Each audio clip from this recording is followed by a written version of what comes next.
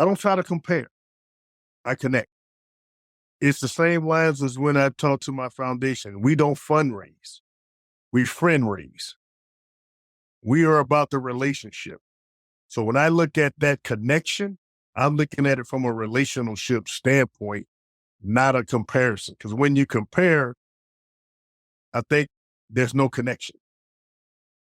There's other things that are involved that are inspiring, but I'm looking for a connection because as a leader, I have to connect with the Father. So I look for the connection point, not the comparison.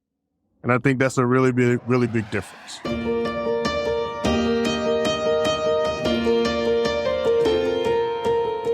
Welcome to the Voices United in Education podcast. Each week, we showcase the teachers, administrators, and community members who go the extra mile to contribute to the success of every student in Escambia County. You'll meet the real people behind the titles and learn about the amazing resources to support every student's success. Every parent needs a little pick-me-up now and then. More than a Starbucks run, more than a night out with the guys. A real reminder you're on the right path as a parent and, your kid's going to be okay, more than okay. My next guest is a reminder that good things can come from small towns. He's a 2-time consensus All-American linebacker and 3-time first-team All-ACC selection, having earned the 1993 ACC Defensive Player of the Year honors. And today, he's going to share his roots to Escambia County, why success is a team sport, and how his charity is setting kids up for a winning future. Making connections and building bridges, Garnet and Gold, Pensacola and proud, Derreck Brooks. Thank you, sir, for being here. It's nice to meet you. Thank you. Appreciate you having me on. You are in Tampa, but you obviously have very strong Pensacola roots. So what was life like as a kid for you in Escambia County? Well, again, very humble beginnings. As I grew up primarily on the east side of town, we know now as East Hill, east side of Pensacola. And I had a lot of love, to be honest with you, growing up. And it was called tough love. That's the type of love my parents, working parents that made ends meet. And, I had no economic sense of us being poor. We struggled. Quite sure many families had, but, those struggles made me who I am today, to be honest with you. One thing my parents always stressed to me growing up was the importance of academics. They realized at a very young age that I was academically blessed. In other words, I was a nerd. I love that. So being that I was academically blessed, I found myself as the only Black male, as particularly Black student athlete in a lot of honors classes. I was one of one. And I used that as motivation, to be honest with you. I did not feel that anyone would intimidate me or make fun of me being a smart kid. And sports allowed that avenue to be enhanced. At the same time, my parents let me know that the books came first, second, third, and fourth. They were not going to allow me to have any slippage when it came to that. They expected all A's. It was only one time that I didn't, and I was pulled from the field. And I just thank God, for that love. And I always share the story of what happened in the 5th grade.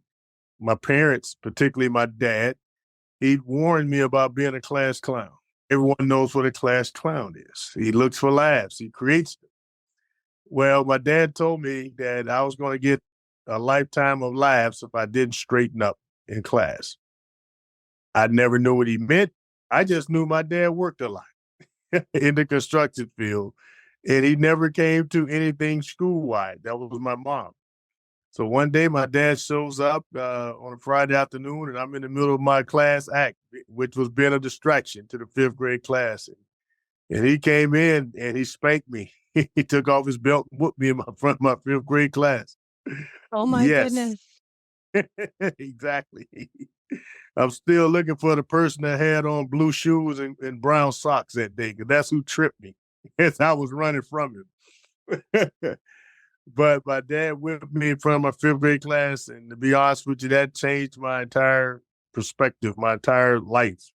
My dad never disciplined me in that way again, and it was simply explained to me that I needed to be an asset. I needed to stop being a distraction to the other students. Instead of making fun and distracting, how about help them and be an asset to the teacher? Yeah, if I finish my work first, how about help the person sitting next to me instead of making fun of them because they didn't finish or they were struggling? And I just used that mantra, to be honest with you, in everything that I did in my life moving forward. It's been all about helping others. You credit others in almost all of your interviews. I That's something that when I was low key cyber stalking you, that I know that I noticed. And I love that you talk about your dad because tell me if this is wrong, but I read that your dad didn't have the opportunity to continue his education past the sixth grade. So I Yes. imagine that had a big influence on his decision to really key into your super nerd abilities, as you put it. Yes, it was, that journey for him stopped, and I call him my dad, but actually he was my stepdad. He raised me since I was, 8 months old. And the fact that he had 16 siblings during that time growing up, it was all about making the ends meet at home.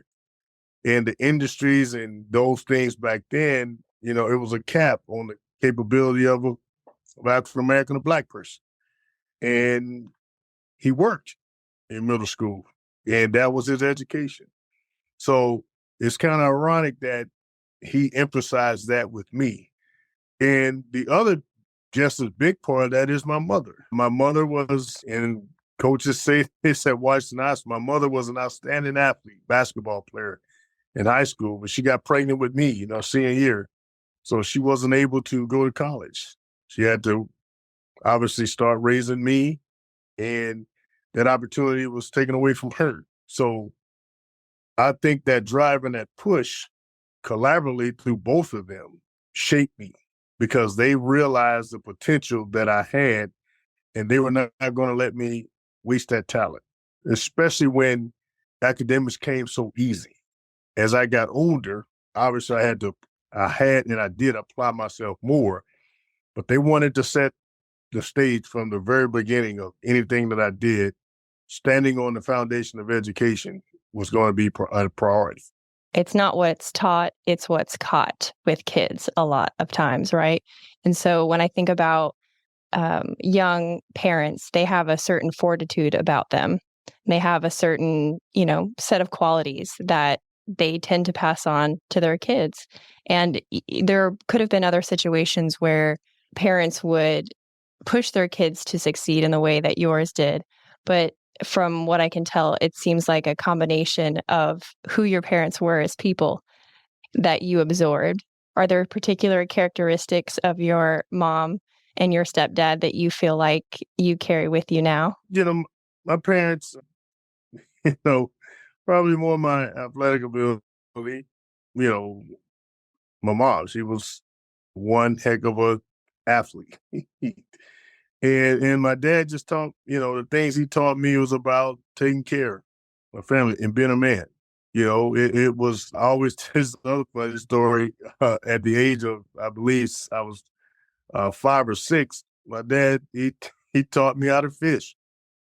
And he said, learning how to fish, God made the most thing that God has in this earth is water.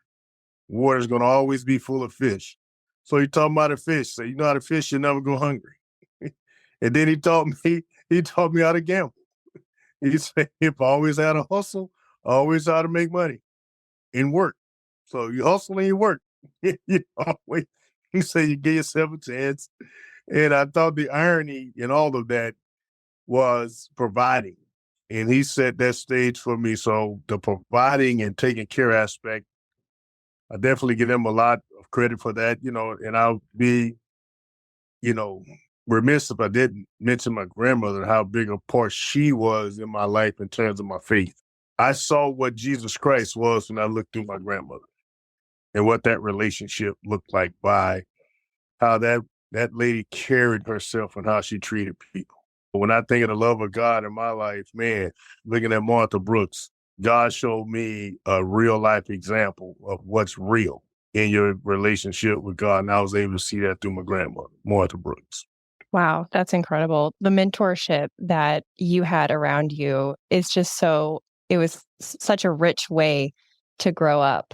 I love hearing about the lesson that your stepdad taught you also when you were 7. I found it an unusual way to kick off your football career, that you quit your first ever attempt at football. Can you talk about that? Yes, I did. Wasn't very good. I needed something to do after school. So the kids in the neighborhood was playing football. Hey, I'll come out and play. Sure. No problem. Well, I got out there, and let's just say when anyone needed a win, they pointed at me. so, so, wow. So for about an You know, hour, some man, people call that a target. Some people call that a target. I could see. That's why I say win. It wasn't just a target. They needed to win. They pointed at me. The guy, the dirt, the cricket helmet. So, I just didn't. I said, God, hour this. I can't do this. It's hard. I'm not good. I'm tired of getting hit. The whole discouragement. So my dad walked over and I told him, during the breaks, I'm going to quit. He said, okay. You go over there and you tell your coach and you tell him why. Look him in the face and you tell him why. And I did. Came back to the car, got home. Before we got out, he said, all right, son, this be the first and last time you ever start something and you quit. Say, you don't quit in life. It's not about the results. You say it's about the process. You don't quit. You don't start anything, quit. He said, secondly, you owe me $35. Got registration fee is not refundable. So I'm probably still paid interest on that all the way through his debt. Oh my But gosh. I love how your stepdad was always like the two sides, you gotta fish, which is a lesson I expect from a Gulf Coast dad, right? And then yeah, whoop, out of nowhere, and you gotta gamble. And he yes, said, don't quit. It's a lesson I expect from any father. And you owe yes. me $35. He had the zingers. If they owe me $35 because that registration fee was non-refundable. But, and then so I started playing baseball. Same group of kids, because football and baseball seasons opposite. That confidence of playing baseball, didn't quit, finished the season. Man, just felt so good to do something and finish. And then the next year I went out for football. I love to tell you that I was a lot better. I was not, but I did not quit. And man, one of the strangest things happened is my parents, they bought me a trophy. They gave it to me at the awards banquet as the family MVP. Oh. And they say, because you didn't quit. We know it was tough. I didn't even play some games, but I prepared. I never did anything different, even though I didn't play. I had the same attitude. And for them, that was a sense of accomplishment. Now, as I got older, I got better. I started to play quarterback because I was the only guy that could remember all the plays. So the head coach put me in because I remembered all the plays. And the other guy, see if we get a play, he put me in. So I got better as a youth. But, through all these experiences, man, it was always a point in there of struggle. And I just did the best I could in managing what that struggle looked like and kept perspective on it, through all my childhood. So when I look back at, my roots in Pensacola that always lead me, it always be a spirit of humility. All the way up until my mom's deathbed and battling breast cancer. Whenever I walked into her house, and she said, she don't care that I bought it. It was her house. I always took out the trash. She always dumped trash in it to make sure I took it out. A spirit of humility in her eyes. Secondly, the relationships that she built in Pensacola and how she served the community, even though I had the platform of the NFL, she had a platform of how she gave, particularly in working with Sue Strong, to make life better during the holidays. man, I was so excited to be a part of that, even to continue it today, because as Mama Claus, as she called herself, Mama Claus, I just love to see others blessed and to see her do it in her way. And to me, to support that was truly blessed. My dad, before he, passed away, he's able to see young men now. Instead of teaching me how to fish, he took others, because now he had 10 to 12 different reels that he can go teach other kids, how to fish, because fishing, was his passion in doing that. So it's just those little things, as I said, that I always keep my humble roots tied to Pensacola. And when you come full circle, it's a lot of what Derreck Brooks Chariots is trying to do in Pensacola today, whether it's through the Flag League and the education initiatives that we started the Flag League with Coach David Wilson, to now we're getting deeper into the relationship with O.J. Sims and the educational system of Escambia County. How can we come in and enhance, increase, make things better, small percent, whatever it may be, for those young men, those young women that are grinding their way through the educational system today? You have a lot of programs in the Tampa area that serve in a lot of different areas of kids' life. Are there parts of that that you hope to mimic for the O.J. Sims School? No, man, I do not. And here's why. I want what we do here in Tampa, yes, is a roadmap, but I don't want to mimic that, because there's not the same needs in Pensacola. It's the same overarching need. But when you look at the specific things that Escambia County is built for, I want those to be catered for the work we're doing there. I want to be involved with the relationships there that are very different than the relationships here. Like in Tampa, I'm a partner. I own a high school with Brooks DeBarlow, means Brooks DeBarlow Collegiate High School, with Mr. DeBarlow and his family. It's a high school. In Pensacola, I'm in an elementary school as a charity community partner, not an owner. In Tampa, we don't own any sports of any kind. My charity, we don't own it. We don't operate it. We do that in Pensacola with our Flag League. So each program, each city has its own identity. And that's what's comfortable for me. I want that identity of programs we do in Pensacola. I want it to be identified. Now, one cross-functional program that we're working with is our CPR, our community police relations. What we're doing with that is taking the blueprint here that's been successful here. We want to take phases of that and work with the sheriff, work with the chief of police. Now let's cater this to what they're already doing and enhance that program. So, when meeting with our sheriff partners, our chief partners there in the community, it's all about owning a program that's catered for them and working with them for that ownership. So that's why I say I like to have a distinction, but at the same time, stay mission critical, because the vision is the same. Or when you close your eyes and you use your imagination to paint a picture of what you would want to see in Escambia County, what does that look like to you? One, I want to make sure it's a safe environment for all of us. I close my eyes. Hey, I just love, man, we can be as safe as possible, protect each other as best we can as human beings. Let our differences somehow bring us together and have a tough conversation. Secondly, treat everyone how we want to be treated. That's what I want to see. And the third thing, particularly when it gets to the kids, I want them to see hope. I want them to see a visual of hope and care in their life that will spur them to keep doing the right thing, even when it's tough. And lastly, when I open my eyes after closing it, I want them to say that they have an attitude that's contagious, because they want everybody to catch it. You talked about this in another interview, and what you said there just sparked my memory of it. You said you can't be a great leader until you're a great follower. Can Yes. you talk more about what that looks like? Because you just said you want that positivity to be contagious. Well, what I mean by that is when you're a follower, it's way more followers than leaders. And you know what it's like to serve when you're following. You have a different mindset. Your follow is bigger than you. You're looking to maximize the best version of yourself to the goal, whatever the goal is. You're maximizing yourself to contribute to the goal as a follower. You learn about accountability as a follower.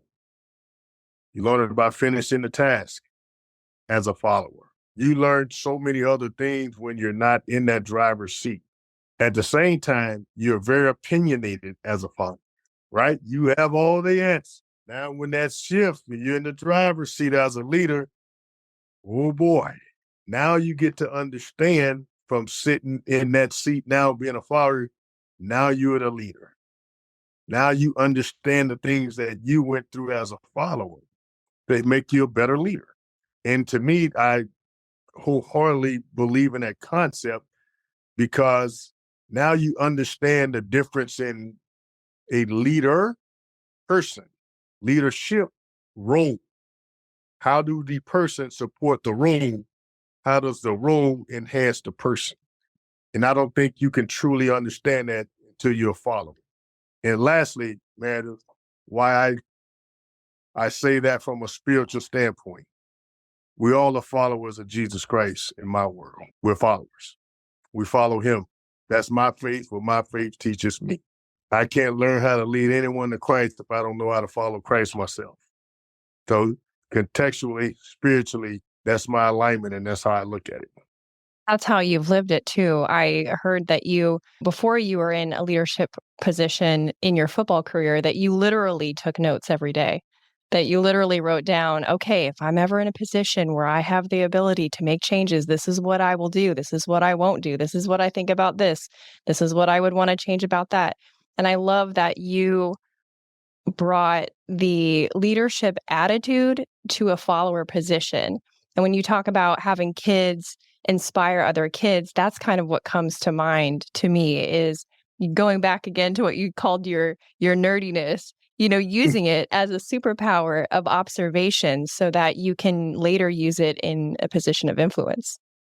Yes, and I didn't take notes criticizing from a standpoint of criticizing anyone at the time.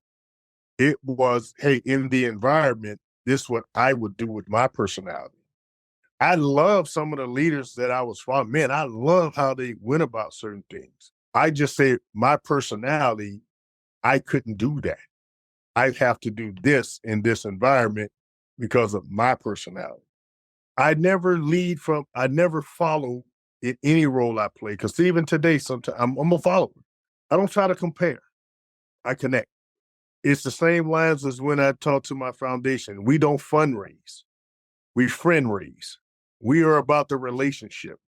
So when I look at that connection, I'm looking at it from a relationship standpoint, not a comparison. Because when you compare, there's no connection. There's other things that are involved that are inspiring, but I'm looking for a connection because as a leader, I have to connect with the follower. So I look for the connection point, not the comparison.